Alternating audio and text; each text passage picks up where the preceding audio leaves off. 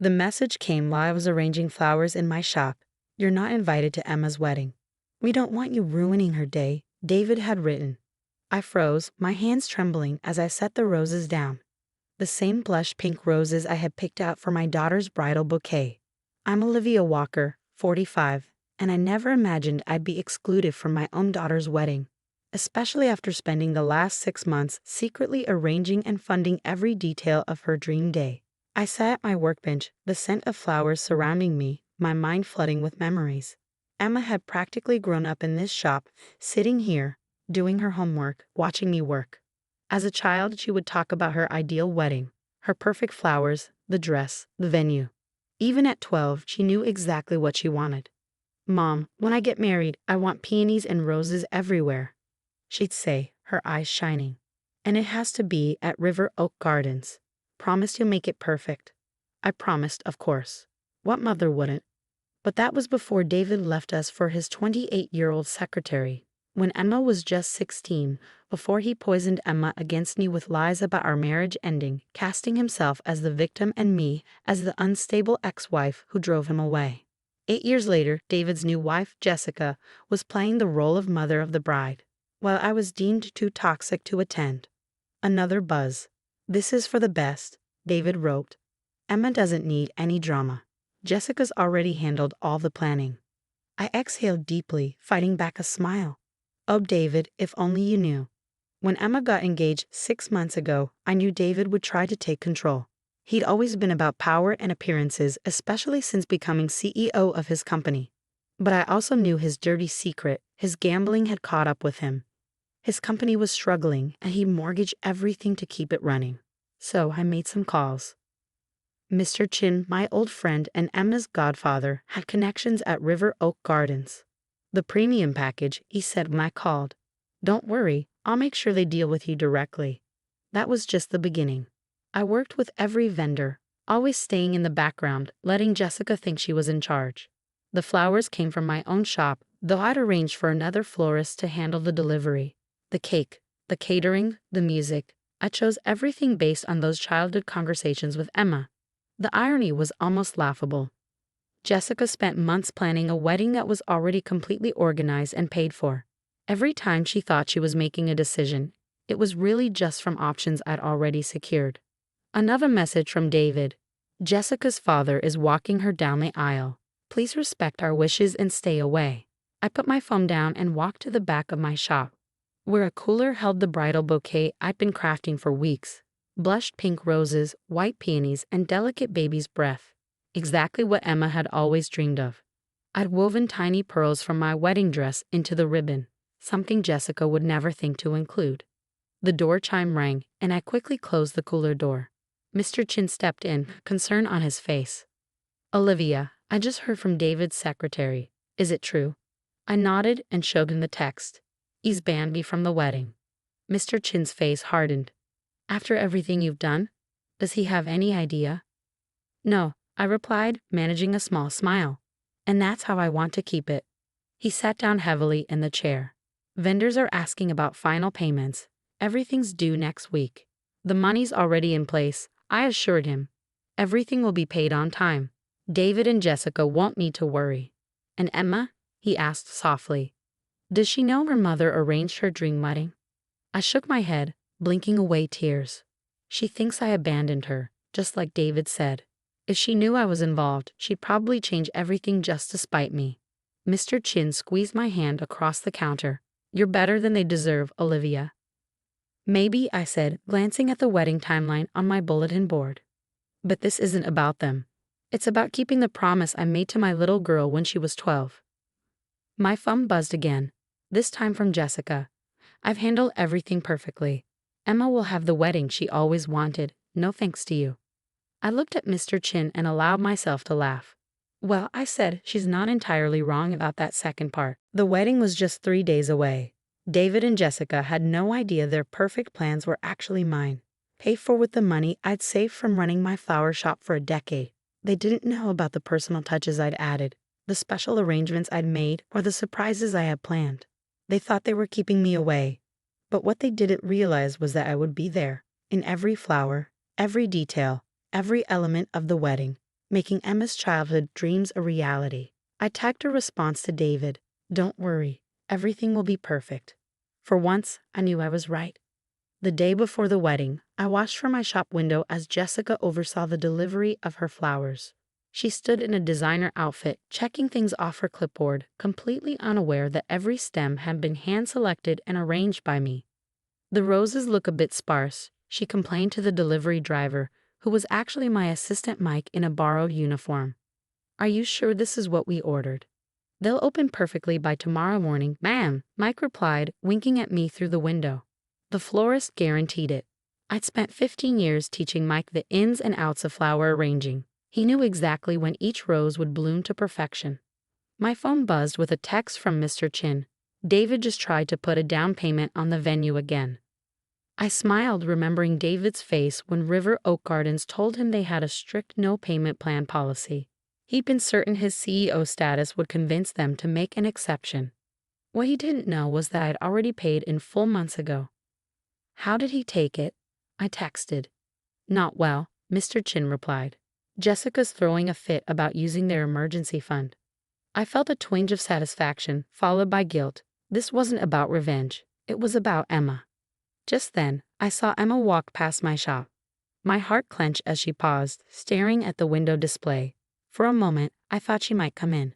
We hadn't spoken in months, since that painful dinner when David announced he'd be paying for everything. A father's gift to his daughter, he'd said grandly. No expense spared. Emma had looked at me with disdain that evening. Well, it's not like you could help anyway, Mom. You're just a florist. Just a florist. The words stung, but not as much as watching Emma walk away, without even coming inside. My phone rang. It was the wedding coordinator I'd hired through Mr. Chin. Mrs. Walker, we have a situation. The groom's mother is insisting on rearranging the seating chart. She says Mr. Harrison's specific requests about table arrangements don't make sense. I pinched the bridge of my nose. Of course, Jessica had to try to change things at the last minute. She had no idea that the seating arrangements I spent days perfecting had been planned with years of family dynamics in mind.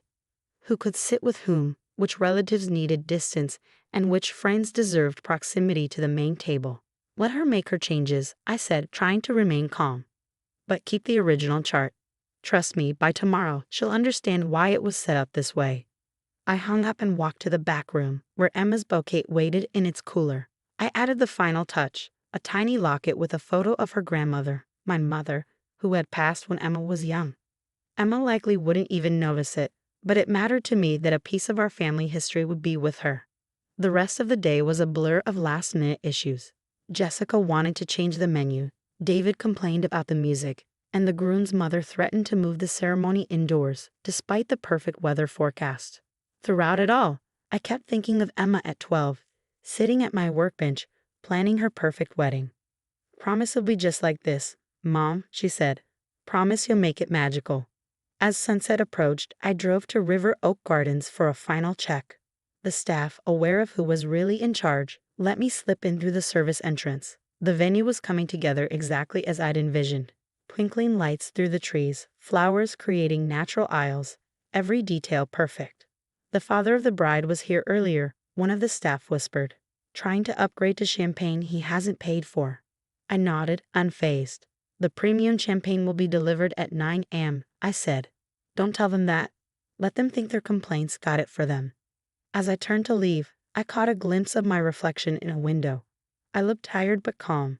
Tomorrow, my daughter would have the wedding of her dreams, even if she never knew I was the one making it happen. My phone buzzed one last time as I got into the car. A message from Emma. Mom, I know you're upset about not being invited, but Jessica has made everything so perfect. Maybe if you put in this kind of effort when I was growing up, things would be different. I started the car, tears falling as I read her words. I wanted to explain everything, the months of planning, the careful coordination, the money I'd spent. But I didn't. Instead, I typed back, I hope your day is everything you've ever wanted, sweetie. And I knew it would be, because I had promised. The wedding morning dawned as I'd hoped.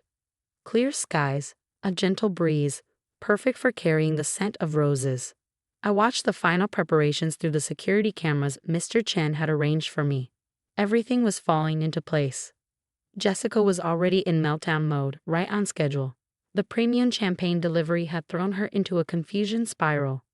"We didn't pay for this upgrade," she insisted to the staff. "There's been a mistake." David, pacing the grounds in his tuxedo, was no better, making frantic calls about the string quartet that had mysteriously been upgraded to include a harpist. Emma's choice, the Dream Edition, which he thought was too expensive. Then I saw her. Emma stepped out of the bridal suite in her dress, and my heart stopped. She was beautiful, radiant, just as I'd imagined. The bouquet I made for her was perfect in her hands, the roses blooming just as planned. Through the camera feed, I saw her touch the pearls woven into the ribbon, her face showing a flicker of recognition. My phone buzzed. "Mr. Chen, it's time." I took a deep breath and pressed play on the video I had prepared weeks ago. Within seconds, the large screen set up for the reception flickered to life. Across the venue, David and Jessica froze, staring at the images now playing. It was Emma at 12, sitting at my workbench, describing her dream wedding. "Mom, promisably just like this," her young voice echoed. The pink roses, the pearls, the harpist playing canon in D. The video continued, showing snippets of Emma planning every detail of her future wedding while arranging flowers with me. Each element she described matched exactly what was now set up around them. Jessica's clipboard hit the ground. David's face went pale, but I was watching Emma, who stood transfixed, looking from the video to her bouquet, finally noticing the locket. She opened it, found the photo, and read the tiny note I tucked behind it. "I promise to make it perfect. Love, Mom." I saw the moment understanding dawn in her eyes. She looked around at the flowers, the lights, everything, and I saw her begin to cry. "Where's my mother?" she asked. "Where's Mom?" David stepped forward, trying to regain control. "Emma, sweetheart, let's not get distracted. Jessica arranged everything." "No," Emma cut him off, her voice strong. "No more lies, Dad. These are Mom's roses. This is her work. I'd know it anywhere." She held up the bouquet. No one else would weave pearls into the ribbon. No one else would remember the exact shade of pink I wanted. She turned to Jessica, who was flustered about contracts and vendors. "You didn't plan this wedding, did you?" Before Jessica could respond, Mr. Chen stepped forward. "No, she didn't. Your mother did. Every detail, every element, exactly as you dreamed it. She paid for everything months ago." The garden went silent, except for the harpist playing canon in D, just as 12-year-old Emma had requested. The video continued to play. "Why?" Emma's voice trembled. "Why would she do all this and not tell me?" I stepped from behind the garden trellis. "Because you deserve your perfect day," I said softly, "whether I was here or not." Emma turned, tears streaming. We locked eyes for a moment, then she ran to me, arms around me as if I were her little girl again. "I'm so sorry, Mom," she whispered, "for everything." I held her close, careful not to wrinkle her dress. "Don't be, sweetheart, just be happy. That's all I ever wanted." She pulled back, wiping her eyes carefully to preserve her makeup. "Will you walk me down the aisle, please?" I looked at David, deflated and silent, and Jessica, who had no more protests left. Then I looked at my daughter, smiling at me with trust, just like when she was little. "Of course," I said. "I promise to make this day perfect." As we prepared for the ceremony, I caught Mr. Chen's eye. He grinned, turning off the video screens. Their job was done, the truth was out, and my daughter was in my arms. Sometimes the greatest revenge isn't about getting even. Sometimes it's about keeping your promises, even when no one expects it. I promised my daughter a perfect wedding, and that's exactly what she got. The fact that it exposed years of lies was just a bonus. A bonus that smelled like perfectly bloomed roses. Thanks for watching. See you in the next video. Stay stunned.